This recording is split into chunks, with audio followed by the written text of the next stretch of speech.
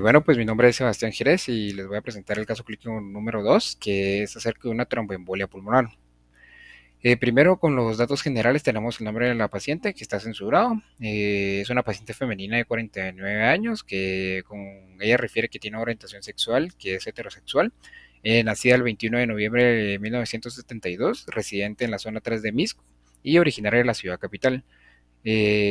Católica, de escolaridad universitaria, técnica en analítica y de estado civil soltera. Segundo, como motivo de consulta, tenemos la disnea de un día de evolución. A la historia de la enfermedad actual, pues la paciente refiere que hace 15 días inició con dolor en miembro inferior izquierdo, asociado a sensación de pesadez. El dolor era de tipo opresivo, de intensidad 5 de 10, intermitente, que no irradia y alivia el reposo. No consulta y no se automedica. Sin embargo, hace 2 días el paciente refiere que nota edema con fobia de grado 3 en miembro inferior izquierdo, sin dolor, y que el edema disminuye cuando eleva la pierna. Persiste sin consultar ni automedicar. Hace un día, pues la paciente inicia con disnea de inicio súbito de MMRC grado 2, que progresa a grado 4, por lo cual consulta con un médico particular quien refiere por sospecha de una tromboembolia pulmonar. Como antecedentes de importancia, únicamente tenemos los antecedentes familiares, que la paciente refiere que tiene una madre con hipertensión arterial y SEA de vejiga. Y como antecedentes quirúrgicos tenemos que ella tuvo una cesárea hace 25 años. En los antecedentes gineco-obstétricos tenemos que ella tuvo 2 gestas, ningún parto, una cesárea, un aborto, hijos vivos uno e hijos muertos uno. Y en los hábitos y manías de importancia, pues tenemos que ella refiere que no niega ningún vicio, y por el resto, pues normal. En los riesgos tenemos que tuvo un inicio de vida sexual a los 23 años, tuvo 2 parejas, ETS niega, tatuajes niega, drogas niega y piercings niega. Al examen físico, pues tenemos una presión arterial de 130/80, frecuencia cardíaca de 105 latidos por minuto, una frecuencia respiratoria de 24 respiraciones por minuto, temperatura de 36,9, saturando 94%. A la inspección general, pues la paciente presentó regular aspecto general sin ninguna fase en particular, taquipneica y disneica traída por los bomberos voluntarios. El tórax se mostró simétrico, expansible, con amplexión y amplexación presente, presencia de plétora yugular bilateral. Los pulmones se encontraban con buena entrada de aire bilateral, con murmullo vesicular audible, no estertores, no crépitos y no sibilancias. En el sistema cardiopulmonar, pues tenemos un carrozón rítmico y sincrónico con pulsos periféricos palpables. En las extremidades, las vamos a encontrar móviles y simétricas con presencia de edema en miembro inferior izquierdo, levemente aumentado de tamaño respecto al contralateral. Y pues este edema se encontraba con fobia grado 2 y con signo de oro positivo. En el listado de problemas, entonces tenemos una insuficiencia respiratoria de tipo 1, de tipo obstructiva por una tromboembolia, en este caso, antes de que ingresara, ¿verdad?, a encamamiento, pues era una tromboembolia a descartar, actualmente confirmada. Y como segundo punto, tenemos también el antecedente que ella tuvo COVID-19, el cual fue leve y actualmente está recuperada. Y como tercero, tenemos una trombosis venosa profunda en miembros inferiores, a descartar. Ahora hablando sobre el análisis y discusión, algunas generalidades. Tenemos que la tromboembolia pulmonar entonces va a ser la obstrucción del tronco de la arteria pulmonar o de alguna de sus ramas por un trombo desprendido de algún sitio de formación que proviene del sistema venoso. La trombosis venosa profunda va a ser la formación de un trombo en el interior de una vena, la cual ocluye parcial o totalmente, que se acompaña de fenómenos inflamatorios tanto de la pared de la vena como de estructuras vecinas, como pueden ser los nervios, los vasos y el sistema linfático. También tenemos la triada de Virchow, el cual propuso que la formación y la propagación de los trombos estaba provocada por anomalías en 3 áreas clave, que va a ser primero el trauma local a los vasos sanguíneos, el segundo va a ser la hipercoagulabilidad y tercero la éstasis sanguínea.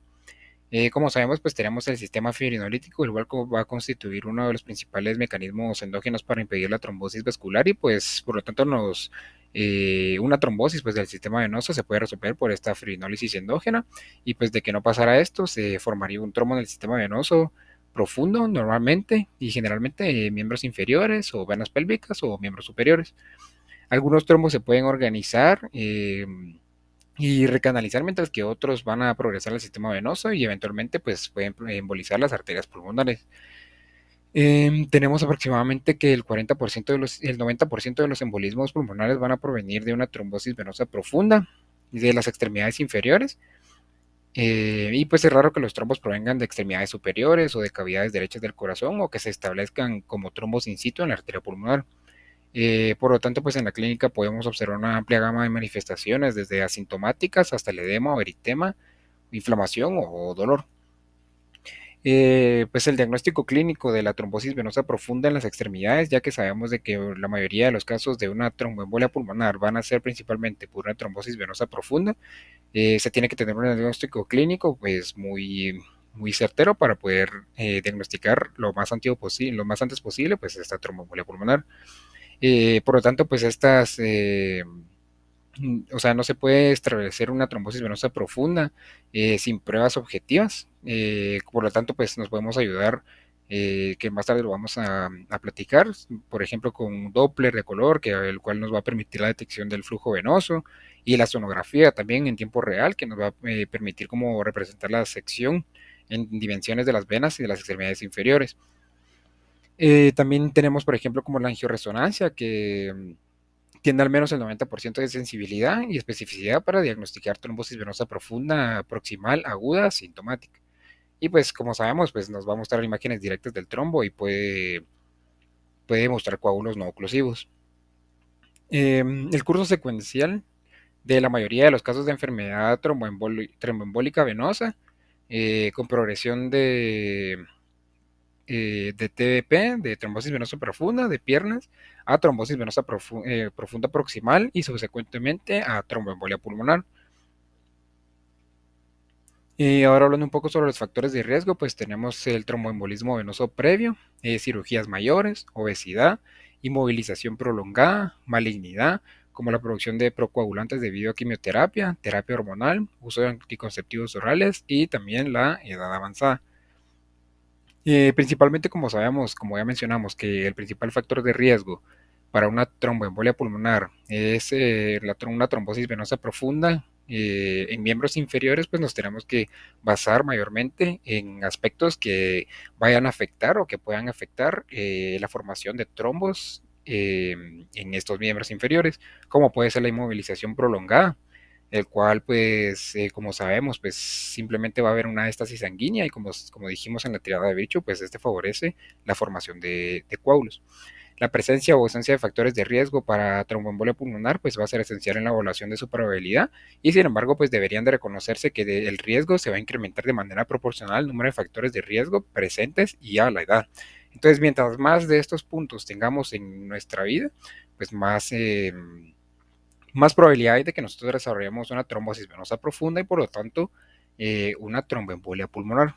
O sea, que irradie o que migre el trombo hacia las arterias pulmonares y provoquen estos síntomas y signos que vamos a ver adelante. Hablando sobre la fisiopatología, pues la tromboembolia pulmonar condiciona entonces una obstrucción vascular que puede ser parcial o total, y el primer evento respiratorio es la existencia de una zona de adecuada ventilación, pero mal profundidad. El segundo evento es la obstrucción de la vía aérea pequeña y ductos alveolares, con tal de disminuir el espacio muerto alveolar, y el tercer evento más importante es la hipoxemia arterial. La tromboembolia pulmonar entonces va a comprometer el transporte eficiente de oxígeno y dióxido de carbono a nivel pulmonar. Vamos a tener también una disminución de la presión arterial de oxígeno y también un incremento en el gradiente alveolo-arterial del oxígeno. La descompensación hemodinámica ocurre no solamente debido a la obstrucción del flujo sanguíneo, sino también por la liberación de factores humorales, como pueden ser la serotonina de las plaquetas, trombina del plasma e histamina de los tejidos.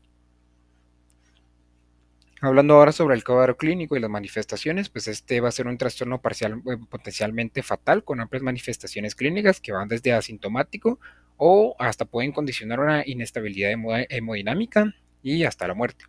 La disnea, la taquipnea y el dolor torácico van a estar presentes en el 97% de los pacientes con TEP sin enfermedad cardiopulmonar agregada. Si solo tuviéramos pues estos tres síntomas y signos, pues realmente como estamos viendo, pues son síntomas y signos que aparecen en muchas enfermedades. Por lo tanto, pues es una Esto, aunque estén presentes en el 97% de los pacientes, pues no solo nos va a indicar que ya automáticamente pues la paciente o el paciente va a tener una tromboembolia pulmonar. Por lo tanto, pues hay que tener estudios un poco más certeros. El dolor también es generalmente secundario a un émbolo distal cercano a la pleura que va a condicionar una irritación y pues este se puede igual correlacionar por radiografía con la presencia de una consolidación. El dolor torácico de tipo anginoso probablemente va a estar relacionado a la isquemia ventricular derecha y por lo tanto pues podríamos tener una ingurgitación de las venas del cuello y por lo tanto tendríamos un soplo sistólico paraesternal izquierdo que se incrementaría con la inspiración. Entonces, la tromboembolia pulmonar se va a dividir en una tromboembolia pulmonar menor, una masiva y una submasiva. Cuando hablamos de una TEP menor, estamos hablando de un émbolo pequeño que no produce síntomas y a menudo, perdón, y puede tener un dolor pleural punzante y debe estar asociado a hemoptisis. El paciente entonces vamos a tener que también va a respirar rápido y de manera superficial, secundario a este dolor. En la tromboembolia pulmonar masiva vamos a tener ya una obstrucción súbita de la circulación pulmonar de más del 50% y por lo tanto vamos a observar un incremento en la sobrecarga ventricular derecha. Vamos a encontrar que el paciente va a estar angustiado, con respiración corta, dificultad respiratoria y puede desarrollar síncopes por la combinación de hipoxemia y disminución del gasto cardíaco. También podemos encontrar una hipotensión, hipoxemia, incremento del trabajo cardíaco originado del dolor torácico de tipo anginoso. En el EKG podríamos tener también taquicardia sinusal, como mencionamos, igual la hipotensión y la hipotermia periférica. Que normalmente, pues, cuando tenemos una paciente que consulta por un cambio de coloración y cambio de temperatura o una frialdad en miembros inferiores, normalmente, pues, nos da a pensar entonces a un trombo. Y por último tenemos una tromboembolia pulmonar submasiva, el cual vamos a tener múltiples émbolos de tamaño pequeño a moderado que se van a acumular durante semanas. Y los principales síntomas son el incremento de la disnea y disminución de la tolerancia al ejercicio. Como diagnóstico, pues como ya dijimos, una historia clínica adecuada con exploración física va a completar nuestro diagnóstico y también es necesaria una serie de exámenes de laboratorio de imagen. Por ejemplo, examen de laboratorio que es el gold estándar y es uno de los parámetros para diagnosticar una tromboembolia pulmonar, es el dímero D, el cual es un producto de degradación de los puentes de fibrina y por lo tanto pues el dímero D se va a encontrar aumentado en los pacientes con tromboembolia pulmonar sintomática y pues el grado de elevación es proporcional a la extensión de la tromboembolia. O sea, cuanto más tengamos por arriba de 500, pues más nos va a decir de que hay presencia sí o sí de una tromboembolia pulmonar. También podemos obtener o pedir unos gases arteriales, el cual vamos a tener unos cambios característicos en el intercambio gaseoso que van a hacer una reducción de la presión parcial de oxígeno, de presión parcial de dióxido de carbono, que a menudo es normal o baja debido a la hipoventilación. Como dijimos, pues vamos a tener en este caso una hipoventilación y también va a estar mal perfundida. En la radiografía de tórax, bien profundidad, perdón. En la radiografía de tórax se puede encontrar atelectasias subsegmentarias, derrame pleural derecho, el signo de Hampton, el cual se caracteriza por una opacidad de base pleural, elevación del hemidiafragma y signo de Paya, el cual se va a ver como una amputación de la arteria pulmonar o una distensión de la misma. Y por último, junto con el dímero D, pues uno de los exámenes diagnósticos para esta tromboembolia pulmonar va a ser la angioTAC de tórax, ya que pues con esto vamos a poder ver la vascularización y por lo tanto vamos a tener una visión directa de los émbolos tanto en las arterias principales como en las segmentarias. En este caso, pues hablando de nuestro paciente ahora, hablando de la propuesta de manejo, pues tenemos que el diagnóstico fue una tromboembolia pulmonar secundaria a una trombosis venosa profunda. Se mandó a llamar al paciente con una historia de disnea de un día de evolución para que le realizaran una tomografía torácica primero, en donde se evidenciaron defectos de llenado por trombos en ramas principales de ambas arterias pulmonares.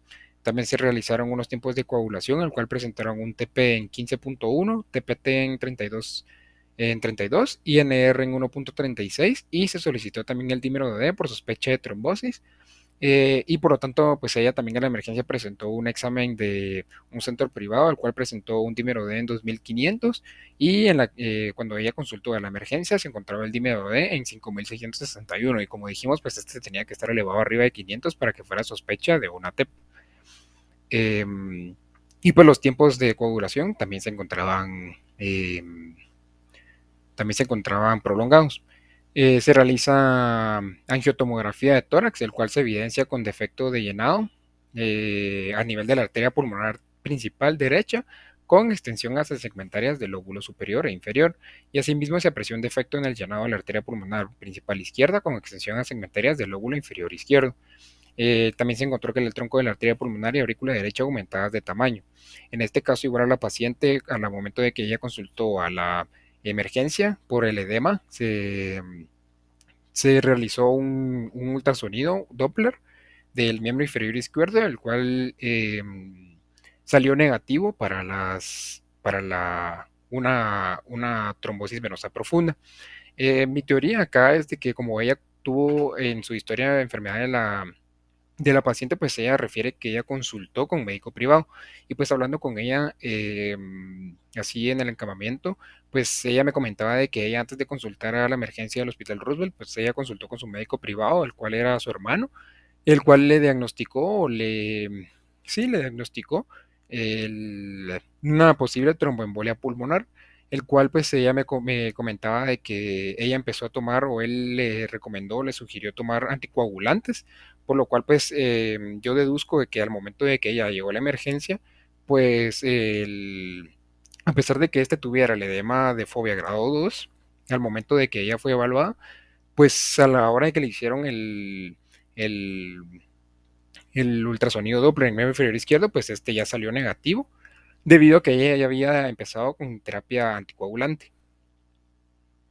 Y pues, como sabemos, la angiotomografía de tórax, pues entonces nos indicó una tromboembolia pulmonar de ambas arterias.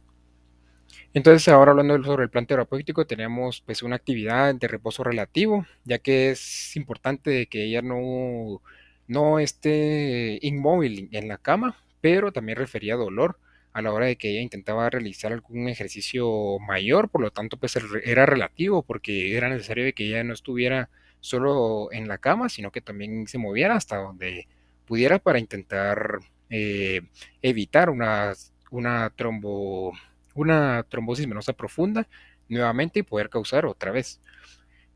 Hablando sobre los medicamentos, pues como sabemos, el tratamiento principal para las tromboembolias pulmonares son los anticoagulantes, principalmente las heparinas de bajo peso molecular, como puede ser la enoxaparina, el cual se quedó ordenada, o sea, la dosis de este fue 1 miligramo por kilo cada 12 horas, o también puede ser 1,5 miligramos por kilo cada 24 horas. Eh, la importancia de estas heparinas de bajo peso molecular es que realmente no se tiene que tener un control sobre los tiempos de coagulación, así como fuera otro anticoagulante, como puede ser la warfarina, al cual pues tenemos que tener mucho cuidado y se deben sacar controles cada 6 horas. Por lo tanto, pues la enoxaparina es una heparina muy buena y que nos puede ayudar entonces a las terapias para evitar este problema. Después también ella refería dolor, por lo tanto se dejó de ketoprofeno, 50 miligramos PRN y metoclopra, porque también refería que tenía muchas náuseas a la hora de comer. Y hablando sobre los controles específicos, tenemos pues un control de signos vitales, vigilar por fiebre, dolor o estado de conciencia, náuseas y vómitos. Y como laboratorio de control, pues como mencionamos, una hematología y química y especialmente unos tiempos de coagulación para ver los efectos del anticoagulante. También un monitoreo cardíaco continuo, porque como sabemos puede haber una sobrecarga de la aurícula derecha y provocar algún cambio en el EKG. Por lo tanto, se realizaban EKGs cada semana. Y también pues teníamos un hallazgo de un aumento del tamaño en la aurícula derecha y por lo tanto pues teníamos que tener un control. También se tuvo la valoración de un ecocardiograma por lo mismo para ver el vaciado y el llenado de la aurícula derecha y pues ver si este estaba funcionando bien o no. Y como otro tratamiento no farmacológico, pues también se tuvo la utilización de medias compresivas antitrombóticas por el antecedente de edema y el dolor en miembros inferiores izquierdos para prevención y tratamiento de la TBP, ya que pues la paciente está ingresada en un lugar cerrado, pues tampoco tiene la posibilidad de mucha movilización y por lo tanto pues esta fue de gran ayuda, ya que pues la paciente ya no refería ni dolor ni edema en los miembros inferiores y por lo tanto pues nos iba a ayudar a resolver el problema. Entonces, como conclusión, pues la causa más probable de una tromboembolia pulmonar, como hablamos, es una trombosis venosa profunda, principalmente de miembros inferiores. Y por lo tanto, pues si el paciente consulta por una trombosis venosa profunda sintomática, es necesario realizar exámenes para descartar una tromboembolia pulmonar, ya que, pues, como dijimos, pues es 90, pues, la causa principal de los 90% de casos. Para el diagnóstico, pues es importante tanto una buena historia clínica, así como exámenes de laboratorio e imagen, para poder dar tratamiento lo más antes posible. Y igual esto va correlacionado a que algunos síntomas y signos pues son muy generalizados y por lo tanto pues tenemos que abordar una buena historia clínica y principalmente un buen examen físico. Y pues el gol estándar para el diagnóstico de la TEP es un dímero D arriba de 500 y una angiotomografía de tórax, el cual pues nos hará evidencia de los émbolos y el porcentaje de oclusión de las arterias pulmonares, así poder empezar tratamiento o no. Y aquí está la bibliografía que utilicé. Y por último, hablando sobre la revisión, una pequeña revisión que es un algoritmo el cual nos va a indicar si se empieza o no tratamiento y pues cómo poder diagnosticar. Primero se empieza con una sospecha para tromboembolia pulmonar no masiva y este se va a basar, como mencioné, con una buena historia clínica, como pueden ser los factores de riesgo, morbilidad, signos y síntomas, una gasometría arterial de entrada, una radiografía de tórax y un EKG. Si, si tenemos entonces o si valoramos la probabilidad clínica de una tromboembolia pulmonar, entonces utilizamos la escala de Wells, que se divide en una probabilidad clínica baja, intermedia o alta. En este caso, igual, si la sospecha clínica para TEP no masiva nos da una alta probabilidad clínica para tromboembolia, para trombosis venosa profunda, se utilizaría un ultrasonido Doppler, el cual, pues, si este se encuentra positivo, se empieza tratamiento anticoagulante, y si este se encuentra negativo, pues, se tiene que valorar igual otra vez la probabilidad clínica, dividiéndolo en probabilidad clínica baja, intermedia y alta. Si es una probabilidad clínica intermedia y baja, pues se tiene que pedir un laboratorio, unos tiempos de coagulación con dímero D, el cual pues si presentan un menor de 500, pues no se tiene que dar tratamiento y buscar alguna otra causa alternativa de los síntomas. Y si es mayor a 500, pues junto con la probabilidad clínica alta, es necesario realizar una tomografía computarizada, específicamente una angiotac, el cual pues si es positivo para tromboembolia pulmonar y se encuentran los trombos ahí, se tiene que empezar el tratamiento. Y si no, pues se realiza otro ultrasonido Doppler, el cual pues igual si se encuentran trombos, se empieza el tratamiento y si no, eh, hay otras alternativas. Igual se tiene que recurrir nuevamente a una probabilidad clínica entre baja, intermedia o alta. Si hay una probabilidad clínica muy baja, junto con el Doppler negativo y una TAC negativa, pues simplemente se excluye la tromboembolia pulmonar. Si hay una probabilidad clínica intermedia, se tiene que repetir el ultrasonido Doppler a los 7 días y si este sale positivo, pues se empieza el tratamiento. Y si la probabilidad clínica es alta, ya se realiza la angiotomografía, el cual si sale positivo se da tratamiento y si sale negativo no se da tratamiento. Y pues eso sería, tío. Muchas gracias por su atención.